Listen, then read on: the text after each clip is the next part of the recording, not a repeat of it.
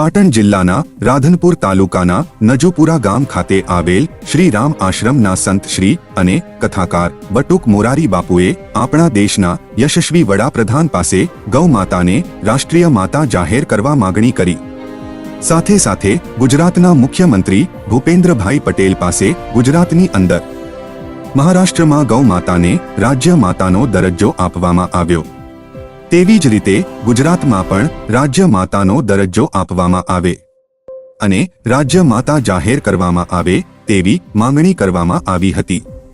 તમામ હિન્દુઓની લાગણીઓને માન આપી મહારાષ્ટ્ર સરકારે લીધેલા નિર્ણયને બટુક મોરારી બાપુએ યોગ્ય ગણાવી મહારાષ્ટ્ર સરકારને અભિનંદન પાઠવ્યા હતા। સાથે જ વડાપ્રધાન શ્રી નરેન્દ્રભાઈ મોદી પાસે ગૌ માતાને રાષ્ટ્રીય માતા જાહેર કરવામાં આવે તેવી માંગણી કથાકાર અને સંત શ્રી બટુક મોરારી બાપુએ કરી હતી।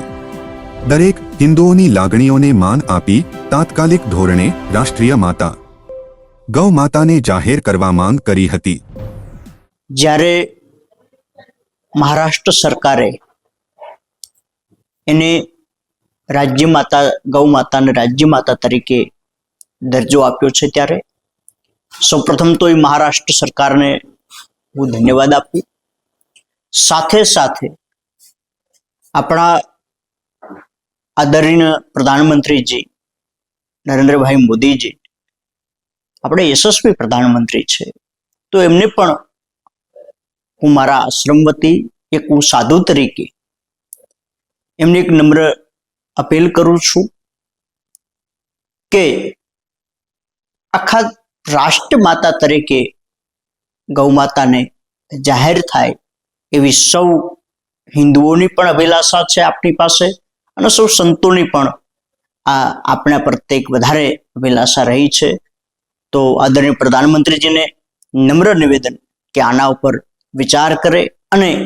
જેટલું શક્ય હોય એટલું જલ્દી આને ગૌ માતા જાહેર કરે। સાથે સાથે આપણા ભૂપેન્દ્રભાઈ પટેલને પણ હું કહું કે રાજ્ય માતા તરીકે પણ જેટલું બને એટલું જલ્દી અને ગુજરાત રાજ્યની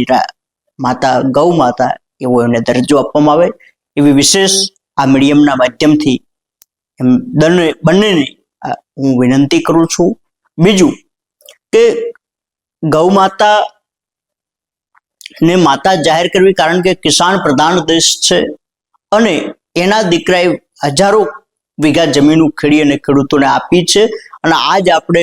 ગાડી અને ફ્લાઇટ સુધી પહોંચ્યા છે, એની પાછળ કોઈ કામ કર્યું છે તો એના ધરોહરે કામ કર્યું છે, ગૌ માતાના દીકરાએ કામ કર્યું છે, તો એનું આ ઋણ ચૂકવવાનો સમય છે। તો ઋણ બીજી રીતે આપણે શું ચૂકવી શકીએ, પણ એને માતા તરીકે જાહેર કરી અને ભારત દેશ આનું ઋણ ચૂકવે